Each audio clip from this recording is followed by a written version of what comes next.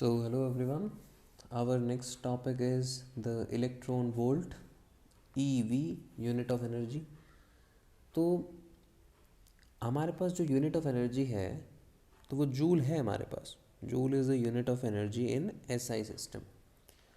But problem यहाँ आती है कि कुछ प्रॉब्लम्स में ना जो हमारी जूल है, जो जूल यूनिट है हमारी, वो बहुत ही छोटी पड़ जाती है. It is very small in some problems. तो हमें क्या करना पड़ता है कि जैसे कि अगर हम बात करें 1 वॉट, ये पावर की यूनिट होती है ना. वॉट पावर की यूनिट क्या होती है? वॉट. इसको हम डब्ल्यू से डिनोट करते हैं. तो जो 1 वॉट है is equal to 1 joule per second. पर हमने प्रॉब्लम्स में देखा है जो हमारी पावर की यूनिट है कई बार वो किलो वॉट आ जाती है या फिर कई बार मेगावाट भी आ जाती है. तो हमें एक्स्ट्रा फैक्टर क्या लाना पड़ता है? किलोवाट के लिए 10⁻³ मल्टीप्लाई करना पड़ेगा, मेगावाट के लिए 10⁻6 मल्टीप्लाई करना पड़ेगा. तो हमारी जो जूल की यूनिट है ना वो बहुत ही स्मॉल है. तो हमें 10⁻³ मल्टीप्लाई करना पड़ता है, कई बार 10⁻6 मल्टीप्लाई करना पड़ता है. तो हम सोच रहे हैं कि नई यूनिट ले आए एनर्जी की.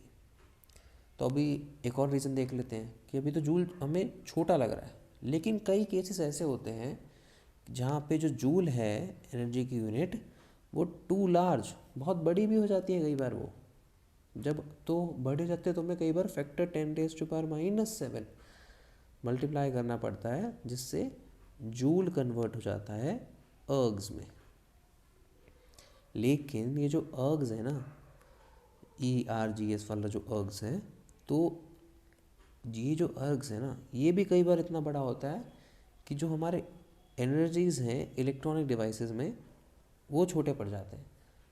पर इसका मतलब ये नहीं है कि हमारे जो एनर्जी है इलेक्ट्रॉनिक डिवाइसेस में वो लेस, मतलब बहुत कम है. इसका मतलब ये नहीं है, ये गलत होगा कहना. क्योंकि वो भी हम डिस्कस करेंगे. लेकिन इससे हम ये चीज़ कह सकते हैं कि जो एनर्जी है हमारी एक इलेक्ट्रॉन के लिए वो बहुत लेस है, ये हम कह सकते हैं. लेकिन एनर्जी जो इलेक्ट्रॉनिक डिवाइसेस की हैं, यहाँ इलेक्ट्रॉन नहीं आएगा, इलेक्ट्रॉनिक डिवाइसेस आएगा.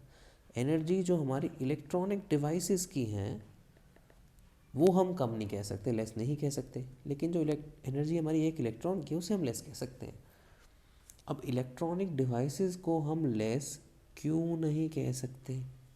वो इसलिए नहीं कह सकते क्योंकि हमने ये फर्स्ट सेक्शन में पढ़ा था. क्या पढ़ा था हमने? कि अगर एक छोटा सा करंट 1 पिको एम्पियर ले, उसमें 6 मिलियन इलेक्ट्रॉन्स आ जाते हैं. तो 6 मिलियन इलेक्ट्रॉन, भले ही इलेक्ट्रॉन की एनर्जी बहुत ही छोटी हो, लेकिन अगर हम 6 मिलियन इलेक्ट्रॉन्स की बात कर रहे हैं तो वो एनर्जी बहुत ज़्यादा हो जाएगी.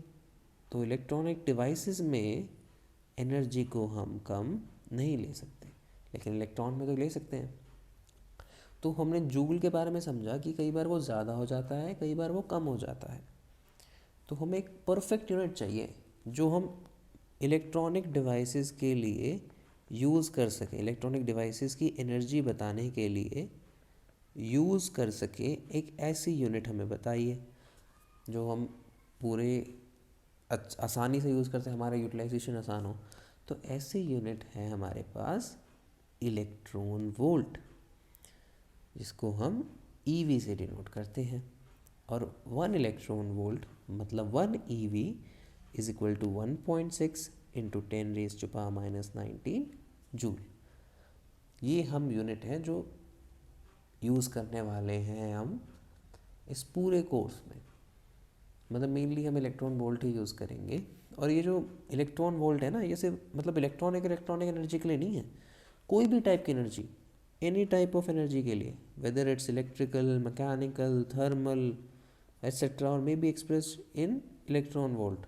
तो ये सारी एनर्जी इलेक्ट्रॉन वोल्ट में हम एक्सप्रेस कर सकते हैं. और इलेक्ट्रॉनिक्स में मेनली हम इलेक्ट्रॉन वोल्ट में बात करते हैं क्योंकि वो सूटेबल रेंज में मिल जाती है हमें. अब ये नाम इलेक्ट्रॉन वोल्ट ही क्यों पड़ा वो चेक करते हैं. तो इलेक्ट्रॉन वोल्ट का मतलब क्या है पहले वो देखो.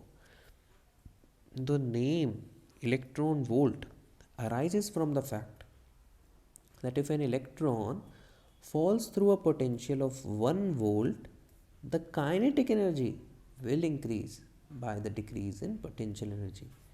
तो इसका मतलब क्या होगा? तो सबसे पहले हमने अभी लॉ ऑफ कंजर्वेशन पढ़ा था लास्ट सेक्शन में, जिसमें हम W टोटल एनर्जी था, वो था हमारे पास U plus kinetic energy, U is the potential energy. तो अगर हमारी जो पोटेंशियल है, यहाँ पे क्या बात की गई है, जो हमारा पोटेंशियल है, ये जो पोटेंशियल है हमारा, वो 1 वोल्ट से डिक्रीज़ करा है, तो मतलब यहाँ पोटेंशियल डिक्रीज़ हो रहा है। और हम जानते हैं कि जो हमारा टोटल एनर्जी है वो कांस्टेंट होती है। तो टोटल एनर्जी अगर कांस्टेंट ही हमेशा और पोटेंशियल एनर्जी कम हो रही है हमारी, तो काइनेटिक एनर्जी क्या होगी? बढ़ेगी। तो यही इस डेफिनेशन में बात कर रहे हैं कि kinetic energy will increase if potential energy is decrease. और यहाँ डिक्रीज क्या, अब वो इलेक्ट्रॉन वोल्ट की डेफिनेशन की बात करते हैं हम। तो इलेक्ट्रॉन वोल्ट की डेफिनेशन में क्या है कि अगर हमने पोटेंशियल एनर्जी 1 वोल्ट से कम करी है, 1 वोल्ट से कम करी है, तो जो क्यू वी, बट एनर्जी का फॉर्मूला क्या होता है? U is equal to Q V. अब वी की वैल्यू क्या है? 1, और क्यू की वैल्यू क्या थी हमारे पास? चार्ज की वैल्यू, इलेक्ट्रॉन के चार्ज की 1.6 इंटू 10⁻⁻⁹, और वी की वैल्यू हमारे पास 1 वोल्ट है ही। ये कूलम है हमारे पास चार्ज, तो इसको हम क्या लिख सकते हैं? इसको हम लिख सकते हैं 1.6 इंटू 10⁻⁻⁹ जूल। कूलम वोल्ट है ना, तो उसको हम जूल लिख सकते हैं। और ये चीज़ हमने क्या देखी थी? ये चीज़ हमने देखी थी 1 इलेक्ट्रॉन वोल्ट के बराबर है, और यू हमारे पास एनर्जी है। तो इलेक्ट्रॉन वोल्ट हमारी एनर्जी की यूनिट आ गई है। तो इलेक्ट्रॉन वोल्ट जो है वो इस बात से अराइज करता है कि जब एक इलेक्ट्रॉन हमारा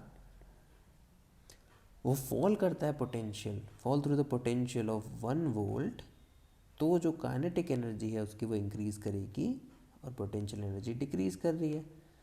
और उसको हम इलेक्ट्रॉन वोल्ट की टर्म में ऐसे लिख सकते हैं, 1 electron volt is equal to 1.6 into 10⁻⁻⁹ joule.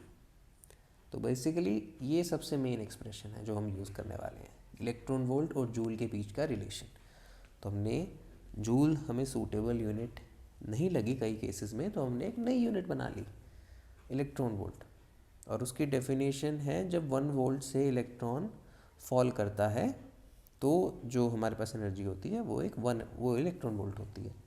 तो बस हमने इलेक्ट्रॉन वोल्ट के बारे में जान लिया, अब उसकी हम यूज़ कर पाएंगे जब भी हमें ज़रूरत पड़ेगी। तो ये था इलेक्ट्रॉन वोल्ट के बारे में।